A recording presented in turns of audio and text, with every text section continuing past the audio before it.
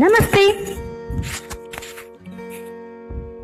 ಮಾತೆ ಮಾನವನ ಶಸ್ತ್ರ, ಸಂಬಂಧಗಳ ಹರಿವು ಉಳಿವಿನ ಸೂತ್ರ. ನುಡಿದರೆ ಮನ ಗೆಲ್ಲುವಂತಿರಬೇಕು, ಕೊಲ್ಲುವಂತಲ್ಲ.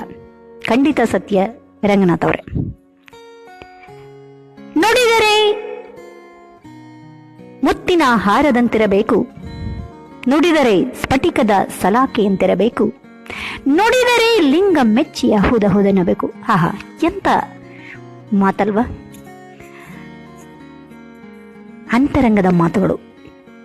ಖಂಡಿತ ನಾವು ಮಾತಿನಿಂದ ಸಂಬಂಧಗಳನ್ನು ಉಳಿಸ್ಕೊಳ್ಳಬಹುದು, ಹಳಸ್ಕೊಳ್ಳಬಹುದು, ಇನ್ನೊಬ್ಬರ ಮನ ಗೆಲ್ಲಬಹುದು, ಇಲ್ಲ ಅವರು ದ್ವೇಷಿಸೋ ಥರ ಮಾಡ್ಕೋಬೋದು. ಈ ಮಾತು ಅನ್ನೋದಿದೆಯಲ್ಲ, ನಮಗೆ ತುಂಬ ಅತ್ಯಮೂಲ್ಯವಾದುದು.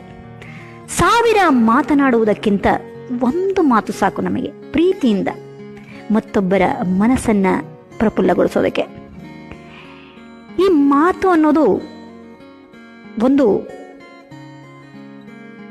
ಚಾಕು ಥರ ಚುಚ್ಚುವಂಥ ಶಸ್ತ್ರವೂ ಆಗುತ್ತೆ, ಅದೇ ಪ್ರೀತಿಯಿಂದ ಹಪ್ಕೊಳ್ಳುವಂಥ ಒಂದು ಶಾಸ್ತ್ರವೂ ಕೂಡ ಆಗುತ್ತೆ.